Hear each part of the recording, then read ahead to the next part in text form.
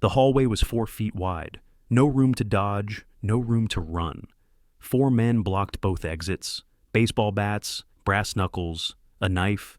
They had Bumpy Johnson cornered in the worst possible place. No weapon, no backup, no way out.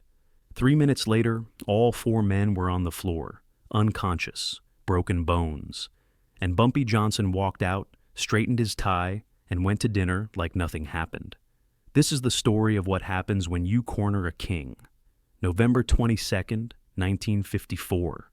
A Tuesday evening in Harlem, the night Bumpy Johnson reminded everyone why you don't ambush a man who grew up fighting in the cramped cells of Sing Sing. To understand what happened in that hallway, you need to understand the building. 447 West, 145th Street.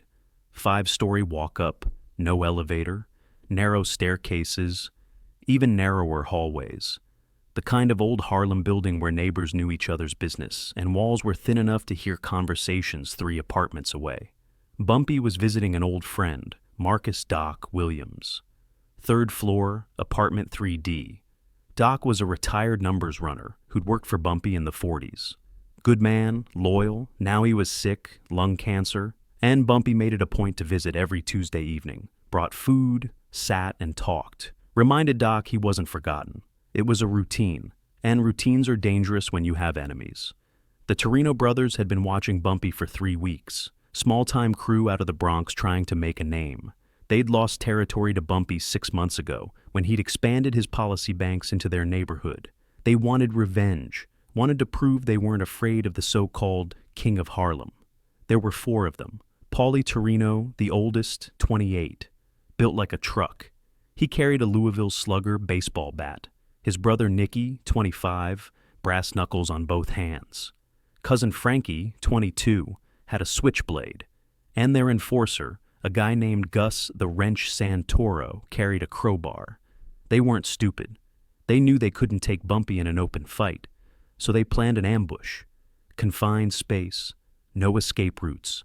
4 against 1. November 22nd, 7:15 p.m. Bumpy walked into the building at 447 West 145th Street. He was dressed in his usual 3-piece suit, navy blue, perfectly pressed. He carried a paper bag with chicken soup and fresh bread for Doc. He didn't notice the black sedan parked across the street. Didn't see the 4 men slip into the building behind him. Bumpy climbed the stairs. 1st floor, 2nd floor. His footsteps echoed in the stairwell. He was thinking about Doc, about how the cancer was progressing, about whether Doc's daughter was visiting enough. He reached the 3rd floor landing, turned left into the hallway. Apartment 3D was at the end. He started walking. That's when he heard it. Footsteps behind him. Too many, too close. Bumpy stopped, didn't turn around, just stopped and listened. 4 sets of footsteps, heavy, deliberate. Men trying to be quiet, but failing. He glanced ahead. 2 more men had just stepped out from the stairwell at the other end of the hallway, blocking his exit, front and back, trapped. The hallway was narrow, 4 feet wide, barely enough room for 2 people to pass each other. Dim lighting, 1 bulb flickering at the far end, doors on both sides, but they'd be locked. Nobody opened their door when they heard trouble in Harlem hallways. Bumpy set the paper bag down gently against the wall, straightened up, turned around. Paulie Torino stood 10 feet behind him, baseball bat resting on his shoulder. Nicky was beside him, cracking his knuckles, the brass catching the dim light. "Bumpy Johnson," Paulie said, smiling. "We've been waiting for this." Bumpy looked at them calmly, looked at the 2 men behind him blocking the other exit, looked back at Paulie. "You boys picked a bad night." "Bad night for you," Nicky laughed. "You're cornered, nowhere to run." Bumpy tilted his head slightly. "Who said anything about running?" Paulie's smile faded. "You know who we are? Torino brothers, Bronx crew. You're mad about the policy banks." Bumpy's voice was conversational, almost bored. "I warned your boss to stay out of Harlem. He didn't listen, lost his territory. Now you're here trying to save face." "We're here to kill you," Frankie said, pulling out his switchblade. The blade clicked open. Bumpy glanced at the knife, then back at Paulie. 4 of you, weapons, narrow hallway. You think you've got me trapped, but let me explain something about fighting in close quarters. He paused. Your numbers don't matter. Your weapons are too big for this space. That bat? He pointed at Paulie. You can't swing it properly in a 4-foot hallway. You'll hit the walls, and the second you try, you're wide open. Paulie's grip on the bat tightened. You're bluffing. Only one way to find out, Bumpy said quietly. For 3 seconds, nobody moved. The hallway was dead silent except for the flickering light bulb buzzing overhead. Then Paulie charged, raised the bat over his head, tried to swing down. Bumpy was right. The hallway was too narrow. The bat hit the wall before it could complete the arc. Plaster cracked. The bat bounced off. Bumpy stepped inside Paulie's reach. One punch, straight to the solar plexus. Paulie's breath exploded out of him. He doubled over. Bumpy grabbed the bat out of Paulie's hands. Spun. Nicky was coming at him with brass knuckles raised. Bumpy swung the bat low, connected with Nicky's knee, a crack. Nicky screamed, went down. 7 seconds, 2 men down. Frankie came at him with the knife, stabbing motion. Wild, desperate. Bumpy sidestepped in the narrow space. The knife missed by inches, embedded in the wall. Frankie tried to pull it out. Bumpy brought the bat down on Frankie's wrist. Another crack. The knife stayed in the wall. Frankie clutched his broken wrist, screaming. The 2 men at the other end of the hallway, Gus and another enforcer, started moving toward Bumpy. Gus had the crowbar raised, but now Bumpy had room. Paulie and Nicky were on the floor behind him. Frankie was against the wall, cradling his wrist. Gus swung the crowbar. Horizontal swing. Bumpy ducked. The crowbar smashed into the wall, punched through the plaster. Gus tried to pull it out. Stuck. Bumpy didn't wait. Stepped forward. One punch to Gus's jaw. Gus's head snapped back, hit the wall. He slid down unconscious. The last man, the 4th enforcer, looked at his 3 partners on the ground. Looked at Bumpy standing in the hallway, not even breathing hard. He turned and ran, bolted down the stairwell. Gone. The entire fight had lasted 2 minutes and 40 seconds. Bumpy dropped the bat, straightened his suit jacket, checked his watch. 7:18 p.m. He'd lost 3 minutes. Behind him, apartment doors started opening, cautiously. Mrs. Washington from 3C peeked out, saw the 3 men on the floor, saw Bumpy standing calmly in the middle of the hallway. Evening, Mrs. Washington, Bumpy said politely. She just stared. Bumpy picked up his paper bag, checked inside. The soup container had cracked slightly but was salvageable. He walked past the groaning men on the floor, stepped over Paulie, who was still gasping for air, and knocked on apartment 3D. Doc opened the door, looked at Bumpy, looked at the hallway behind him. The 3 men on the floor, the holes in the walls, the baseball bat and crowbar. Bad timing? Doc asked. Little bit, Bumpy said, but I brought soup.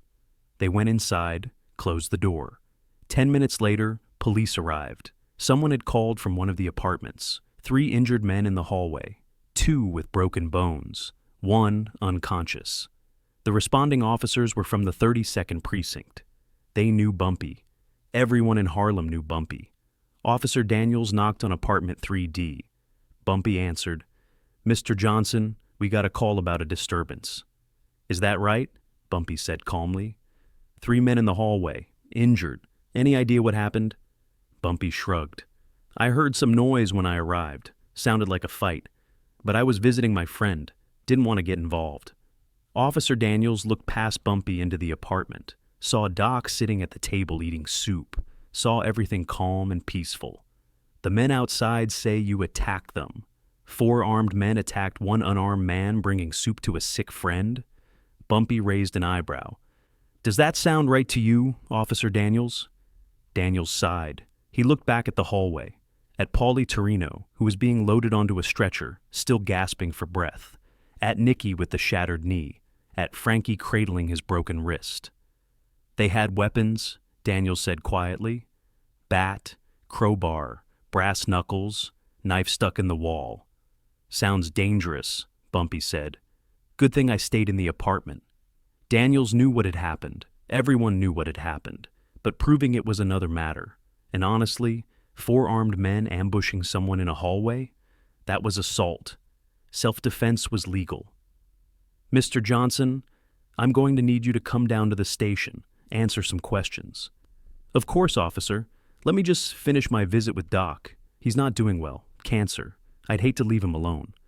Daniels nodded. Half an hour, then we'll need a statement. Absolutely. The officers left. Loaded the Torino brothers and Gus into ambulances. All 3 would spend the night in the hospital. Broken bones, concussions, trauma. The 4th man, the one who'd run, was found 2 hours later trying to leave the city. He told police he wasn't pressing charges. He just wanted to forget the whole thing. Bumpy never went to the station. Officer Daniels knew he wouldn't. And honestly, nobody wanted to prosecute this case. 4 armed men ambush 1 unarmed man and end up in the hospital? That's not a case. That's a lesson. The story spread through Harlem that night. By morning, everyone knew. Bumpy Johnson had been ambushed in a narrow hallway. 4 men, armed, trapped him. And he'd put all 4 down in less than 3 minutes. The Torino brothers left New York a week later, moved to Philadelphia, never spoke about what happened in that hallway. But people who knew them said they were never the same, walked with limps, jumped at shadows. Years later, a reporter asked Bumpy about the incident. Mr. Johnson, is it true you fought 4 armed men in a hallway and won? Bumpy smiled. I didn't fight anyone. I was visiting a sick friend. But the police report says 3 men were injured in a hallway. Doesn't say how, doesn't say who. Bumpy leaned forward. But I'll tell you something about ambushes. They only work if the person you're ambushing doesn't know how to fight. I grew up in Charleston fighting 3-4 boys at a time in alleys narrower than that hallway. I survived Sing Sing, where you fight in cells 6 feet wide. You think 4 guys with bats scare me? He paused. People who try to corner me always make the same mistake. They think confined spaces give them an advantage. But confined spaces are my home. Always have been. November the 22nd, 1954. The night the Torino brothers learned that you don't ambush a king in his kingdom. And you definitely don't corner a man who spent his entire life learning how to fight in tight spaces. If this story inspired you, smash that subscribe button. Drop a like if you understand that experience beats numbers every time. Share this with someone who needs to know that real fighters don't need room. They just need skill. What would you have done in that hallway? Let me know in the comments. More legendary stories coming next. Don't miss them.